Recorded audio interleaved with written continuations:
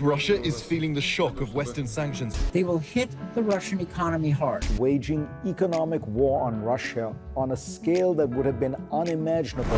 Russia's economy is spiraling into chaos, with defense spending devouring over 40% of the federal budget, levels not seen since the Cold War, while the ruble crumbles and food prices skyrocket. Beneath the Kremlin's facade of strength lies a nation on the brink of collapse. Let's explore the unsettling reality behind the numbers. The cracks in Russia's economic armor are no longer hidden. On the surface, official reports might make things seem seemingly stable. A GDP growth of 4% in 2024, low unemployment rates, and Putin's claims of economic resilience all paint a picture of defiance. But beneath this thin veneer lies a reality that is far more troubling. What the Kremlin doesn't want the world or even its own people to know is that this stability comes at a price, and it is one that grows heavier by the day. As we pull back the layers, the true cost of the so-called resilience becomes clear. A nation running on borrowed time, money, and morale. The numbers Putin touts are carefully curated to hide the growing fractures within key industries. While the economy may appear to be moving forward, it is weighed down by the policies that prioritize propaganda over sustainability. This facade can only hold as long as Russia's shrinking resources and mounting debts don't come crashing down. Beneath it all lies the harsh truth. This is not an economy that's thriving, but one on the verge of unraveling. Let's start with the lifeblood of Russia's economy: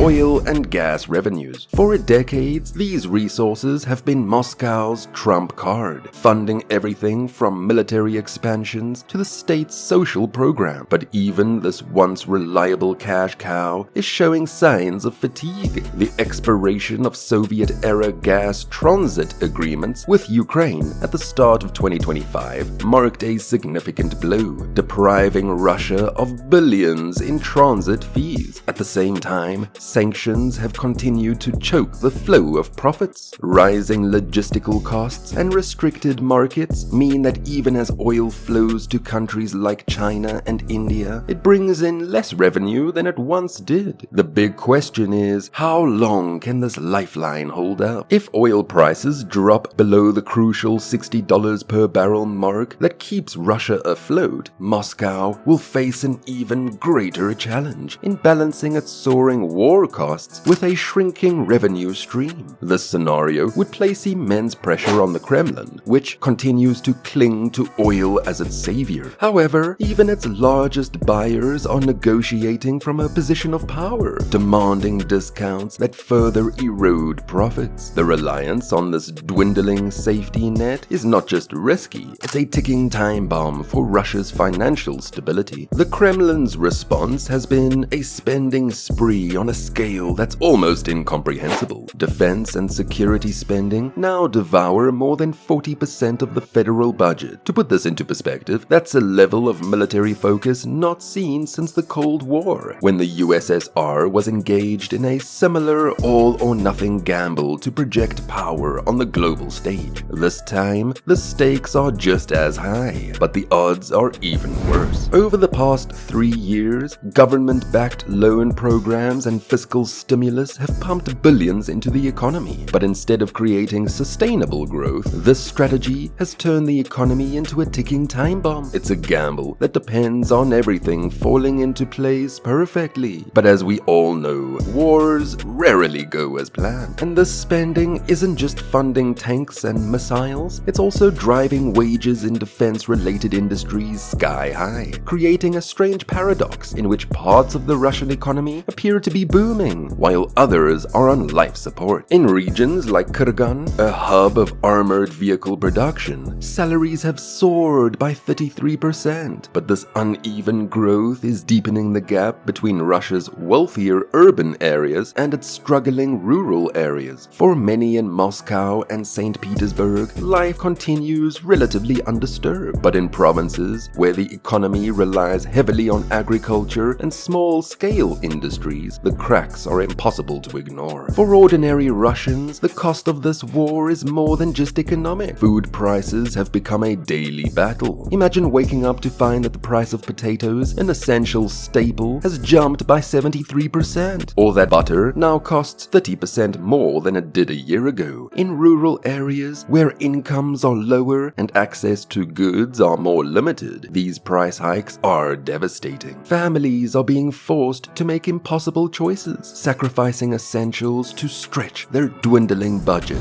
The government has tried to implement price controls on basic goods like bread and milk, but these measures have only created new problems. Retailers operating at a loss are hiking prices on other products, and the sense of economic despair is spreading. Adding to this despair is the collapse of the ruble, a once proud currency now reduced to a shadow of its former self. In late 2024, the ruble hit its lowest point since the invasion began, trading at 111 rubles to the dollar. The Kremlin has tried to counteract this by hiking interest rates to a punishing 21%. But this move has only made borrowing unaffordable for businesses and consumers alike. With the liquid portion of Russia's national wealth fund, once seen as a safety net, now reduced to just $31 billion, the big question looms. How long can the Kremlin keep up this balancing act before the cracks become impossible to patch? This dwindling reserve is barely enough to cover even the short-term fallout of these challenges, highlighting just how precarious the position has become. Meanwhile, industries that once formed the backbone of the Russian economy are now buckling under the strain. Coal and metals, once lucrative exports, are losing money for the first time in years. The automotive sector is struggling to keep production lines running, and even agriculture, often touted as a bright spot, is slowing down. The labor market is another pressure point. Unemployment may be at a record low of 2.3%, but this hides a more troubling reality. Over 1.6 million jobs remain unfilled, and businesses are operating below capacity. This labor shortage is further exacerbated by Russia's demographic decline, as young people flee the country to avoid conscription or search for better opportunities abroad. Let's not forget the human toll on Russia's most essential workers: teachers, doctors, law enforcement officers, and pensioners. For them, the war has meant unrelenting hardship. Their wages, tied to official inflation rates of 9%, are nowhere near enough to keep up with the real cost of living, which some say exceed 20%. These are the people keeping the country running, yet they're being pushed to do more with fewer resources while struggling to make ends meet themselves. This growing frustration among those vital to stability is a ticking issue the Kremlin cannot afford to overlook much longer. What's most alarming about this crisis is how meticulously it's being hidden. State-controlled media reassures Russians that the economy is strong and their sacrifices are for a noble cause.